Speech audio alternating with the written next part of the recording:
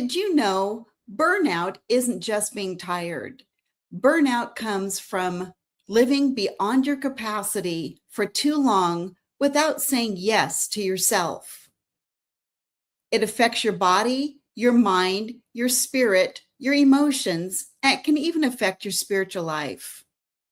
I'm Coach Lysa, and this is Season 2, Episode 2 of the Unshakeable Uplift.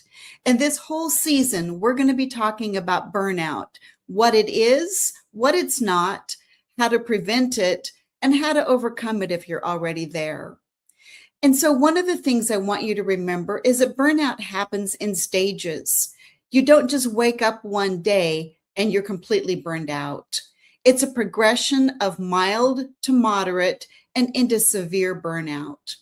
And we're going to talk about recognizing the early warning signs so that hopefully you can catch it and prevent it or stop it and stop the progression and turn it around. I didn't realize I had severe burnout until it was almost too late. And so it's taken me a journey to get back to feeling like I'm myself again and being able to get a good night's sleep and being able to have joy and pleasure in doing the things that I really love to do and the things that I'm passionate about. And so I also just really want to emphasize burnout is not the end of your story. It's a chapter. There is hope. There are ways to cope, and there's always a way to overcome burnout and return back to being vibrant, passionate, and full of life. And so I also want to talk about the fact that burnout doesn't discriminate. It affects executives, entrepreneurs, stay-at-home moms, pastors, healthcare workers, anybody and everybody. It does tend to target high-achieving men and women a little more so even. People that genuinely love what they do, but they get to a point where there's just no joy. Every day is drudging through molasses. It's that wading through quicksand kind of feeling that a glass of wine in a bubble bath, a good night's sleep, or even a really good coffee date with your best friend doesn't fix. It perpetuates. And when you are naturally a high achiever and driven and passionate, you tend to say no to yourself and yes to everybody else. And that leads us right into burnout. And so today, we're going to take the conversation a step further. And we're going to talk with my friend Dawn about her journey into burnout and, more importantly, her journey out of burnout. So we're going to take a quick break, come back, and we'll hear from Dawn. This is Coach Lysa with Unshakeable Uplift, and here is today's Unshakable Living Tip. You are not behind. You may feel like you are, but you're not. If you feel like you should be further along by now, hear this clearly. You are right where you're supposed to be. Growth is seasonal. Flowers don't grow and bloom all at the same time. Healing is layered. We peel back layer by layer. Again, it takes time. There are times and seasons. And calling and purpose and destiny unfold like a beautiful flower opening up. And so we talk about that comparison is the thief of joy. Comparison rushes you. Trust anchors you. So today's tip is stop measuring yourself against anybody else's timeline. You're not late, you're becoming. And welcome back. This is Season 2, Episode 2 of Burnout to Becoming. And our guest today, my guest today is Dawn Johnson. Welcome. So glad to have you here. Thanks, dear. Great to be here. We're going to have And fun. so, yeah, we are going to have fun. It's an interesting topic, and I really want to explore several different aspects of it. But before we dive in too deep, just kind of want to give our listeners just a little bit of an overview of who you are, what you have historically done in your career, what you're doing now, and we'll kind of use that as our launch pad into burnout. So you want to just give us a quick overview? Sure. Graduated with an engineering degree and started work. I was literally a rocket scientist, and Literally. but I had the opportunity to become what's called Lean Six Sigma Master Black Belt, and so I very quickly began enterprise-wide lifts of just massive stuff, right, and massive improvements in companies, and so it was a lot of responsibility because I didn't own. Nobody reported to me, but yet I was influencing the entire organization to make change. And I got a lot of resistance from it. And I'm very good at what I do. And especially corporate America, it really doesn't want to change. It took me 25 years to realize that. And so I kept thinking I'm doing all this good. Employees are coming to me. They're so much happier. But leadership didn't get it. I went through 8 layoffs. I was the main breadwinner for the family, as well as, the mother. And I'd end up traveling sometimes, and it was a lot. And I cooked fresh every night, and I cleaned the house. You did it all. I did it all. I mowed the lawn. I mean, it was just nuts. And I was raised, not that I was ever told, but my mother became ill when I was young and progressively got worse. And I was just allowed to take over. And I had a much younger sister than I. And when my mother died, I dropped my life. I quit college and I helped raise her. And, it wasn't until years later that I returned to college. And so I really didn't start my life till about age 26, Yeah. So it was always, and even the man I married, it was, I'm going to help him have a better life than what he was ever given. And that was my responsibility, So I'm hearing you talk about out there and everybody else. What was happening with Dawn during all of this? Well, I really thought that I was getting fulfillment by helping others, right? And I love to give to people. Yes. What the hard lesson was, once my body began to collapse from all of this, was that, and I had to talk to my one daughter who really takes after me on this, as I woke up one morning realizing, I said, dear, you have to be careful. Not everyone has the same intentions as us. So we're doing things because we want to help, we want to whatever. But if it's not asked for and it's not a mutual, if it's not harming you to help, but you need to check in. So, and I would just help to help. And I was running at 120%. And my corporate career was 60-hour work weeks. And, leading teams through change is extremely exhausting. Facilitating people through things, paradigm shifts and things they've never questioned before. And you're actually attacking their processes and their, right? I mean, right. You're essentially saying your baby's ugly and let's change things, right? So you're being a thought leader, as well as literally a manager, as well as looking at processes. I mean, there's so many different dynamics and different aspects to what you're talking about. And so of those different aspects, were they all energy drains, or were some of them energy givers, energy generators for you? Well, I think for a very long time, I believed I was making a difference. And I loved what I did. Like it was natural for me for what I did. Yeah. And so, when you're in your passion like that, unfortunately, I was in the wrong environments for what I do. Again, corporate America doesn't want to change. They live on bureaucracy and politics, not on making things better. So just it is. So let's take this a little more personal. So that really kind of gives us a baseline career-wise and where a lot of your focus and attention and energy went. So let's go back to the beginning. before you realized you were burned out. You've kind of described professional life. What did personal life look like?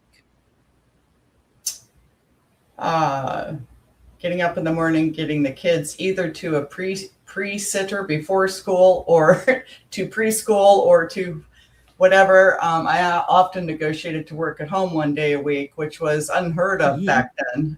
Yeah. Which otherwise I think I would have just blown a gasket a lot sooner. But I took care of everything, the laundry, the kids, the caretaking of the children, or arranging the caretaking of the children. I didn't realize until about 10 years into my marriage that I was a single mother that was married. That's an interesting way to put that. That's really good. Yeah. Yeah. Yeah. So when you had that realization, what did that energetically bring up for you? Well, I came to realize that, being a single parent, it's not easy, right? And, yes. You've got 2 teenage girls and, and a lot of churn in your professional life and your income. And it was extremely stressful. And there were, especially 2015 was a year of severe losses. I mean, multiple deaths of people close to me. I divorced. Yeah. I lost my job a week after the divorce, after I had said, I'll take all the debt. We'll sell the house. I'll rent a house for the kids. Like, I just gave him everything because I had to take care of him because he couldn't make as much money as me. And then I lost my job. So, yeah. And then he quickly disappeared because he realized, okay, she's figured me out. I'm moving on. And to this day, he doesn't speak to his kids it's just, who knew? Like, I had never saw it. I was so caught up with taking care of everything and everyone. And I came to realize, as my health began to fail, that, I was going to quit calling friends to see who would call and check in on me. Yeah. Yeah. Yeah. And I think there was you and a couple of aunts, right? And otherwise, the crickets were chirping. And I thought, wow. So I let go of a lot of relationships, including the marriage, right? It was just energy sapping. But by the time I began to realize I was doing what I was raised to do, being raised in the 70s, it's like my mom was a stay-at-home mom, so she handled all that stuff. But I also had the career. Yeah. It was it was a lot. And I look back and wonder how the heck I ever did it, and a lot of sheer willpower. And I was very blind. I wasn't checking in. I didn't even know I was empathic. I just knew I felt stuff. I knew I had strong intuition. I knew sometimes I walk into a company and I could just feel so much negative energy, but I'd go to work anyway.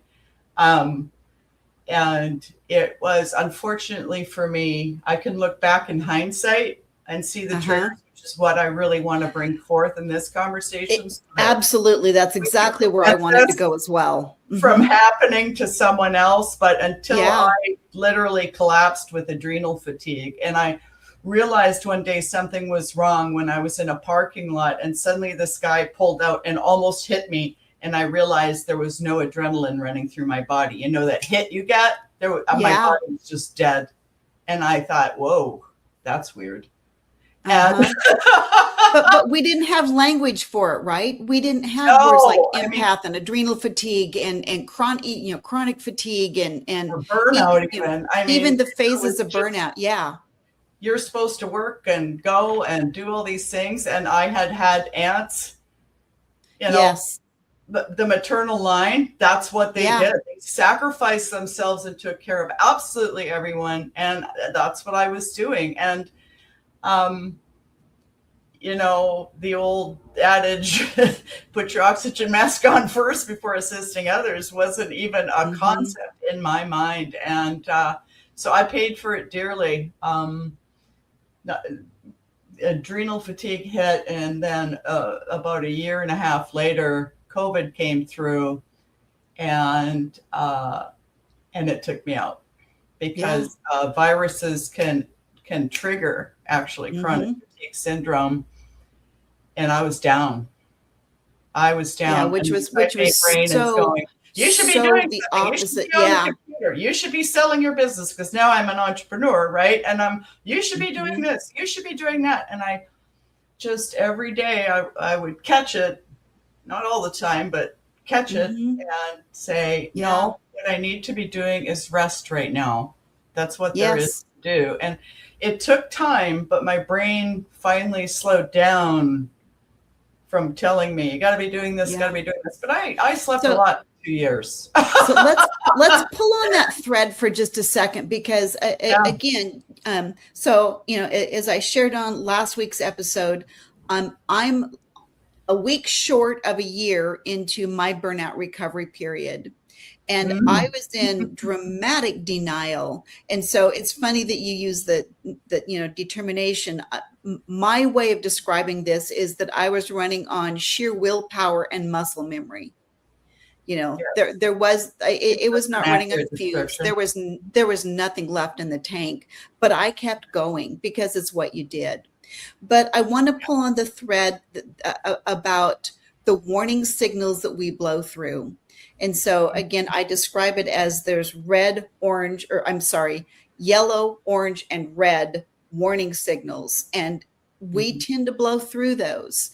And I am using the terminology that rest is a weapon, but as high achievers, when we rest, we feel like we're being lazy and that it's not acceptable. It's not okay. So talk to me in just a minute about how you retrained your brain to recognize rest as a good thing. So we're going to take a really quick break. And when we come back, let's dive deep into that. Okay. Okay.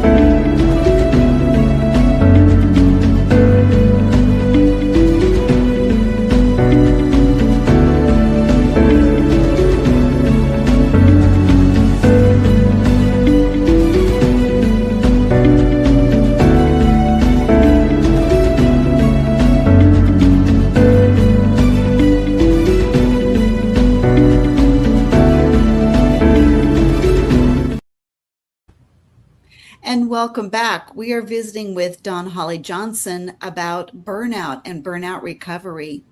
And so, Dawn, we were talking before the break about rest as a weapon. So how did you, type A, driver personality, used to making things happen, used to being large and in charge in many ways, and in my words, not yours, you kind of hit a wall where that just physically and literally was not possible anymore.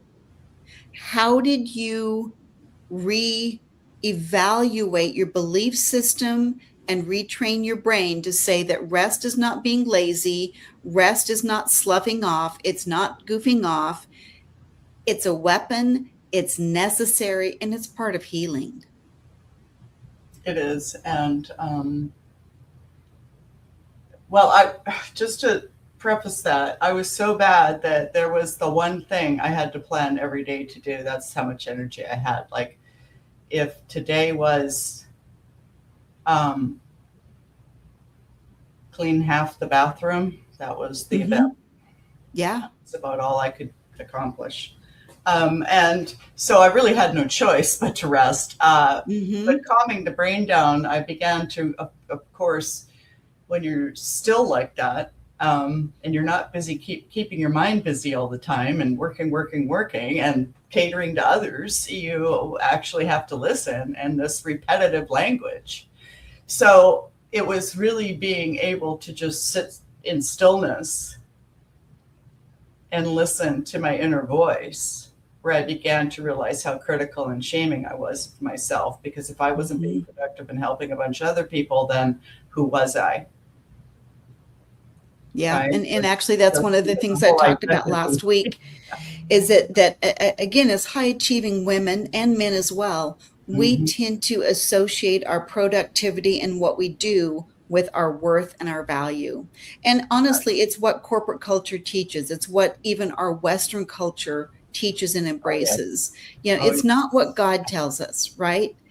It is not what God tells us. And so, I'm sorry, but that's okay. All I can say is that I invite anyone watching to sit and think about everything that's going on in their life, and then to really assess, where is their heart sending them? Like, what is I need? Like, taking care of your children, that's not negotiable, right? Right. Care of yourself, not negotiable. But what else are you taking on, or trying to be a superhero at work, or trying to be right? And I can tell you that company will lay you off tomorrow if they decide to. So, they literally did. Been through that many times.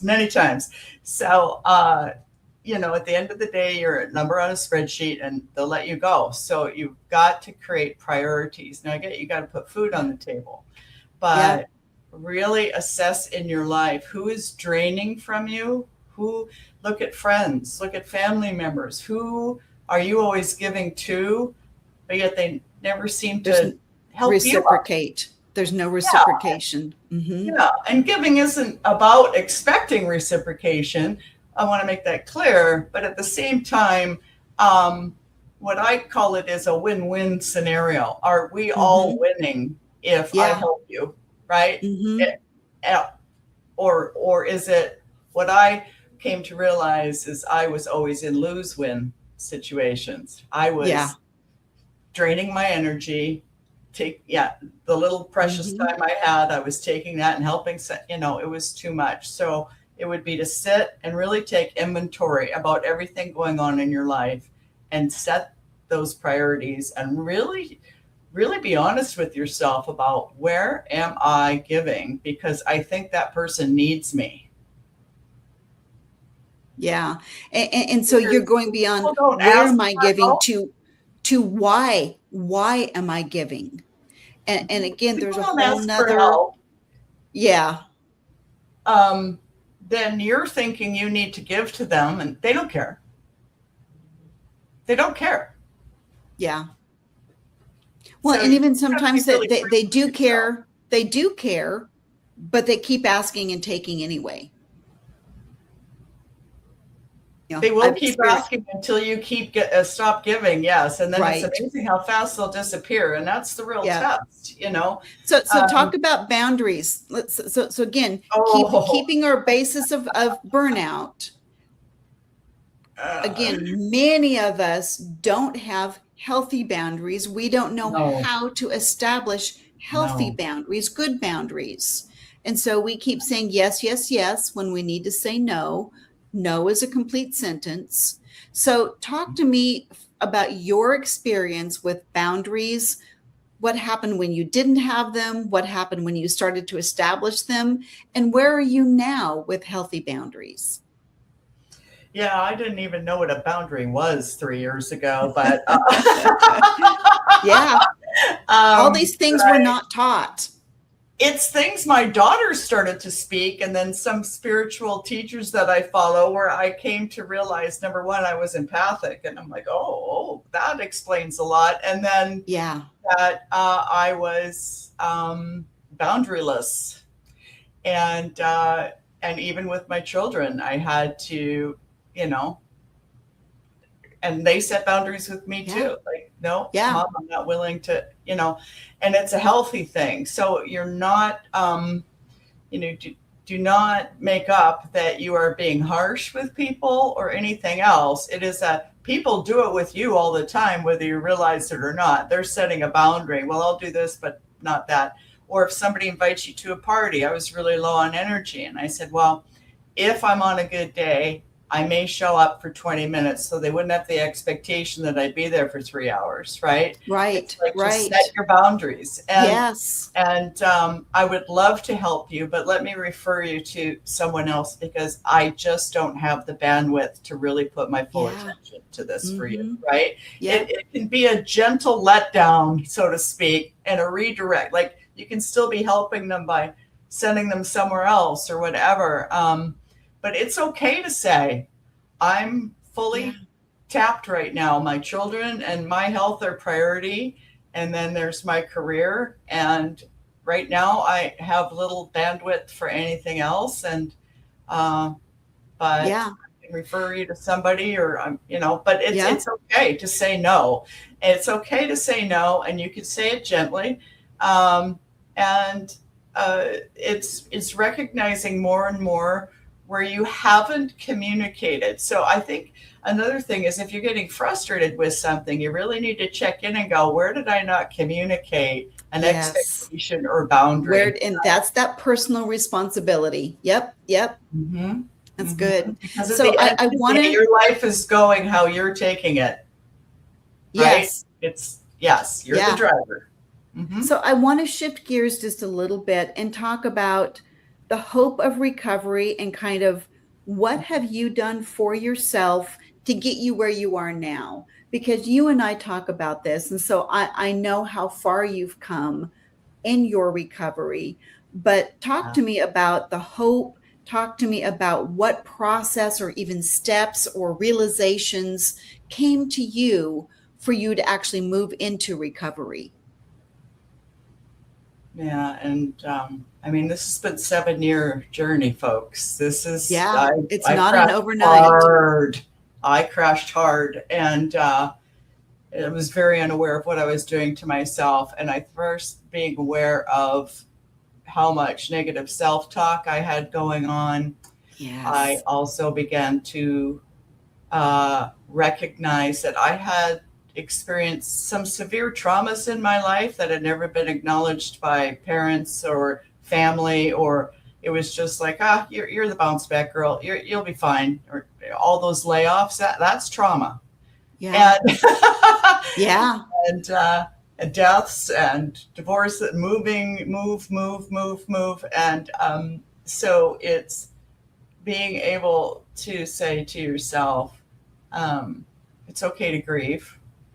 It's Yes. okay to sit through something, and recognizing that there may be things you're ignoring that you need to process, that you didn't give yourself the time because you were so darn busy that you never actually processed the grief around that loss. And that's important. And I did a lot of letting go. And I literally created a timeline of my life. Yeah. And started to work through it and go, and I used the Sedona method, which I love, which, could I let it go? Would I let it go? And it began to move things for me. My energy began to change, and I felt myself coming out of apathy, actually, and into depression, which is better. Yeah, it is. I mean, it sounds funny to say that out loud, but it's true. And then I got into anger, which is even better. It And is. unfortunately, our society goes, but I don't like angry people. And they actually depress Tamp it down. pull them back into depression. You have to be allowed to express your anger. And of course, I'm not saying harm any living Correct. thing, right? Correct. But you've got to let that anger go. And I was angry. I was so angry, and it was surfacing in my gallbladder at the time. I mean, it all connects right now, you know? Yeah, sure. And the grief in my lungs. And yeah, it was just a learning process. And I became in search of more and more teachers. I was starting to realize how I was made up and who I really was. You know, this magnificent being, and how do I use my power and my intuition instead of my willpower? Yeah, you know, which only lasts for so long. And so it's been a gradual process, but I also had conversations like with my sister about stuff we went through as kids. Turns out she wasn't that affected, but as the older one and the responsible one, I had been carrying this hurt and grief that I couldn't protect her. And, you know, she could say, "It's okay, Donnie. It's, yeah, you know, yeah. I'm I was okay." good. Right? I was good. Yeah. I'm just lighting up right now, but it was just so amazing to take a look at and first acknowledge, not as a victim, like that happened to me, but more like that happened to me. Yes. And I need to acknowledge it so I can release it. Otherwise, what you're doing is it's getting stuffed. It's getting stuffed again. Well, and all that emotion is living in your body. You know, and for me, as an inner healing practitioner, you know, what you're saying is so crucial. It's so key. We have to allow those buried emotions to surface. You connect with them momentarily, and then you release them. That's the only way we close that circuit and can get them out of our body. And so, you know, that's what I do with that inner healing work. Is helping people go back. You know, timeline therapy. I mean, you've hit on so many things here that are so important. So, and the work you and I have been doing together on that lately has really helped me progress a lot, because you uncovered traumas I had never identified. Yeah. No, it's very interesting when you've got that objective party kind of doing that. Okay, so if you were going to give people one takeaway from today, what would the piece of advice be that you would give to everybody for them to consider and meditate on? You have to allow things to come to you. You have to open yourself up to also receive. To give all the time is actually a selfish endeavor. You have to, people want to give to you. Yes. You have to receive it.